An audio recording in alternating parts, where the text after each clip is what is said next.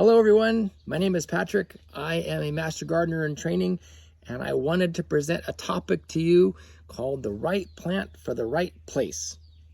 What? We're going to the garden center? Yes! Garden center, get to buy plant. Yes, garden center, woohoo! Now before we go running off to the garden center, let's talk about a few things that might be helpful before we get there. And let's talk about this plant that we're going to put in our garden or our yard. So let's talk about three main things to consider. The one is location. Two is water. And three is the plant characteristics.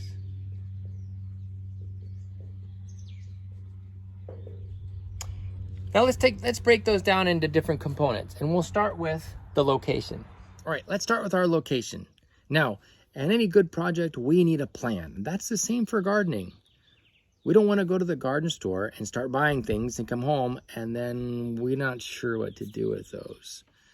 So, our plan needs to start with a map of our area, and that map needs to include a few things. How much sun? How much shade? Are there going to be seasonal changes? For example, if the leaves come off in the fall, that's going to produce a lot more sun appearance in the early spring until the foliage comes in. And that may make a difference on what sun impacts on our plants. Let's take a quick look at an example. Here's an example of a map looking at the sun exposure in this area. This was part of the Master Gardeners in Butte County, done by Eve Werner, and part of the University of California Agricultural and Natural Resources. Here's another example of a baseline map. This is from the Master Gardening Handbook, and you can see they've listed areas that receive full sun in addition to the plants that already exist, but they also list where the water is going to drain.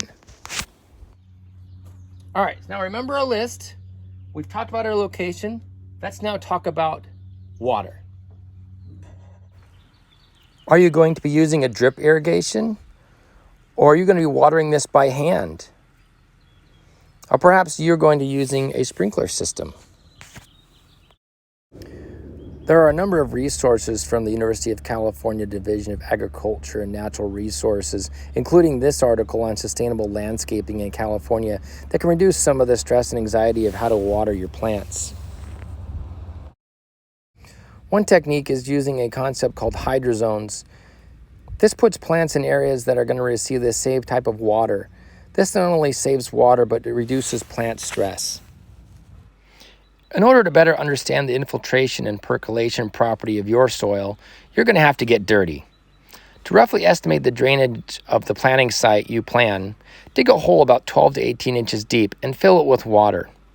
Allow the water to drain, and then refill the hole with water and monitor how long it takes to drain. If the hole drains in a few hours, the drainage is adequate for most plants.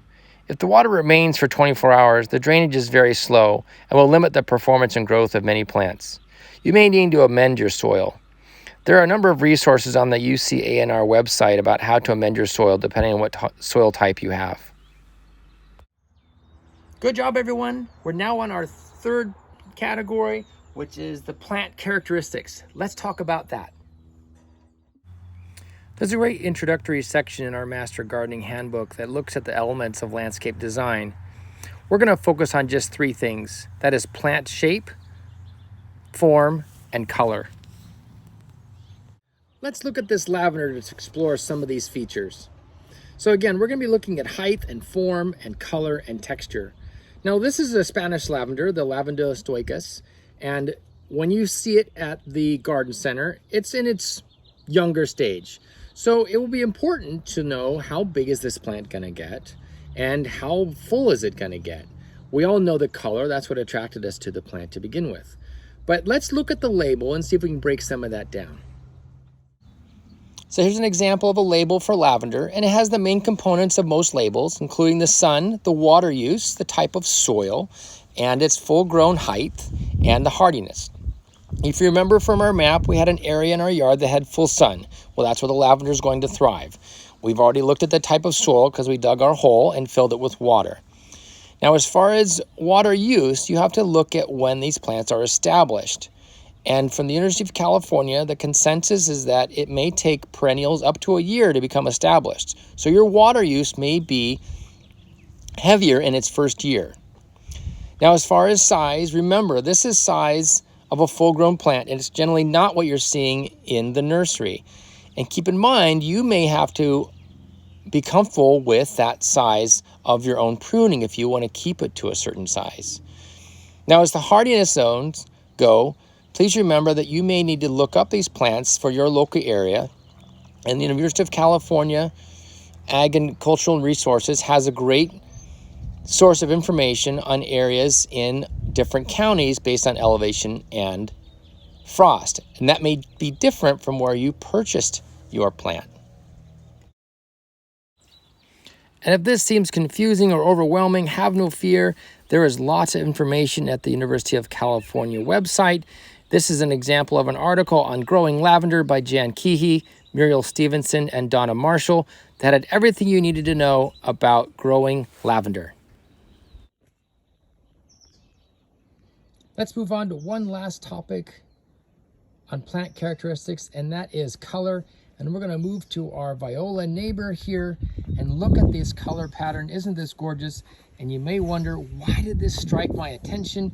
Well, it has to do with the color pattern. And this is specifically designed for this viola, and it brings this orange and purple together. And you may ask yourself, why is this so vibrant? Why does it draw my attention? And how do I employ this in my yard? This is a color wheel. These are easy to find. If you look at the primary colors and then look across to them, you'll see its complement.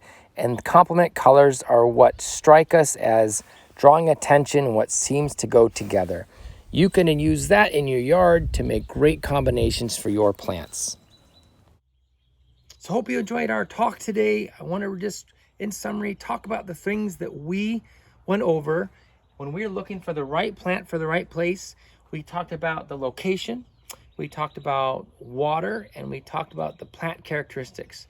So I hope now when you go down to your local garden center, you find that a much more enjoyable experience. And again, it's not about plants surviving, it's about plants thriving. See you later, everybody.